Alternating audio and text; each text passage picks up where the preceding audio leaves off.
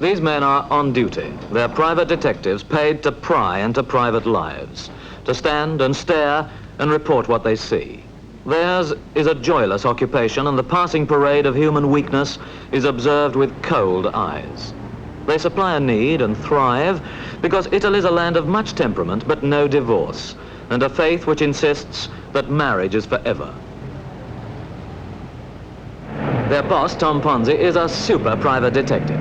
He may look more like Odd Job than James Bond, but in Italy they don't laugh at his name, for he knows too many secrets and represents a menacing half-world of bugged bedrooms, tapped telephones, hidden cameras. The particular moral climate of Italy, with its hot blood and elastic business ethics, has made him a millionaire after only 15 years of well-organized snooping. He controls a private army of agents armed not with guns, but with gun mics, with a whole armory of creepy PEEPIES, listening and watching, following and reporting.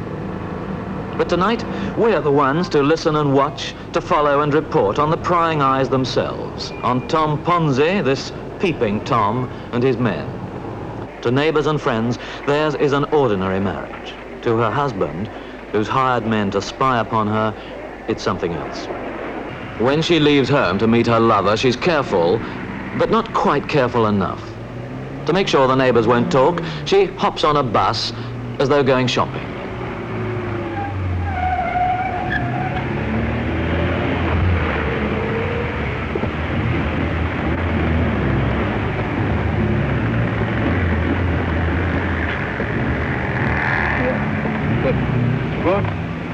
Come on.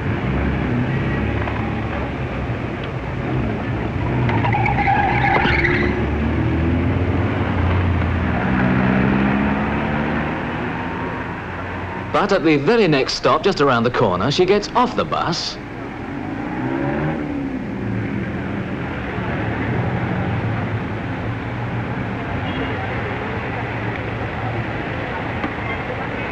and takes a taxi.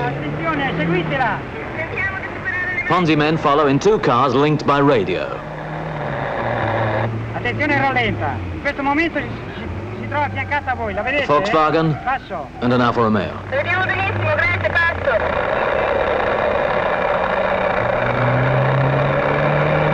Attenzione, attenzione, sono direttamente fermi vicino al taxi, passo. Benissimo ricevuto. Tenetela sempre d'occhio, mi raccomando, eh? Bene, passo. But even with experts driving fast radio cars, it's not easy to tail a Roman taxi. They lose her.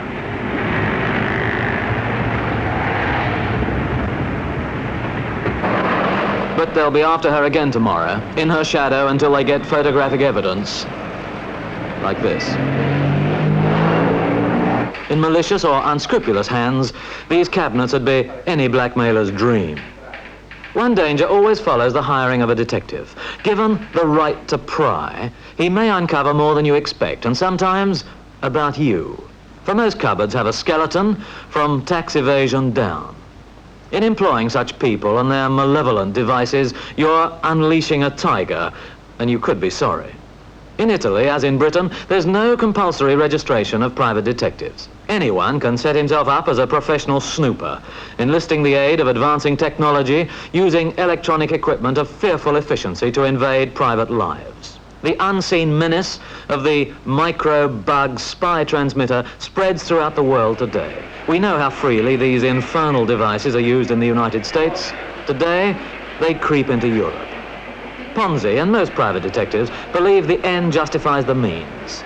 Directional gun microphones listening to distant whispers, sinister spikes penetrating walls to overhear conversations in the next room. These, they say, are merely modern aids to the eavesdropping that's always been the detective standby. But others see such stealthy invasion as the menace of the 60s. The agents report to the boss.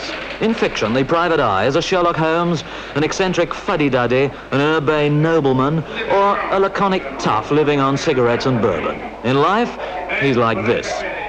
Ponzi's not as complicated as his electronic gadgets, not furtive or unpleasant, as you might expect, though with his 52-inch chest, this small, round man can be threatening.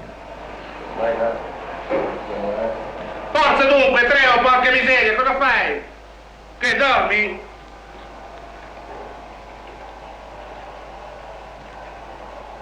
Ancora importante questa qui, lascia stare. Sì. E mi ha detto bravo. Mi fa piacere. Allora, posso cominciare? Lo servite bene. He's 45, son of a tax collector. He grew up a convinced fascist, and after the war, defender of a lost cause, was out of work and broke. He earned a certain reputation as street fighter extraordinary in political riots against Italy's strong Communist Party, and then in 1950 started a debt-collecting business, pedaling around on an old bicycle, tracking down bilkers. Today, Ponzi's built up a group of detective agencies advertising in Milan streets, on television, by skywriting. He handles security jobs, ensuring a sporting event is straight, that no boxer takes a dive, that employees are not milking the till.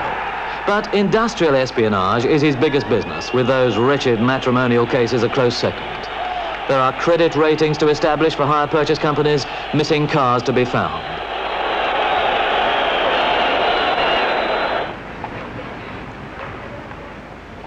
Fees can be considerable.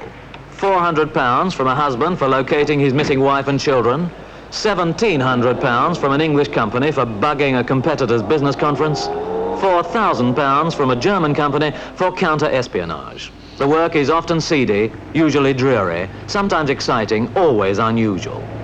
His detectives, men and women, require knowledge of photography and tape recorders, driving ability, patience, and little sense of shame. They do their job, such as it is, with some skill, and earn anything from £13 to £25 a week, or about the same as a uniformed policeman. They get expenses and a few pounds bonus if an assignment's well done, and the chance of a substantial tip from a satisfied client. They carry identity cards announcing themselves members of the Mercurius International Press Service, and signed, Tom Ponzi, editor. This former fascist roustabout has been absorbed into a moneyed society of fast cars, Scotch whiskey, villas on the lake. A society which supports him handsomely and which he's every reason to despise. The feeling may well be mutual. He lives on Lake Maggiore at Mena. It's a long way from debt collecting on an old bicycle. This expansive rich man's life, surrounded by luxury and fast cars and relatives. It's 4 in the morning. As usual, he cannot sleep. This violent, gregarious, generous man has few real friends, for who dare grow too close to someone who knows all the secrets, who always looks at you a little too thoughtfully. So he remains pathetically lonely, and, perhaps most ironic of all, this man who lives in luxury, paid for by broken marriages, has himself suffered a broken marriage. His wife was being unfaithful, and he, the super snooper, the leader of the private eyes, he, like any ordinary, unsuspecting husband, was the very last man to know.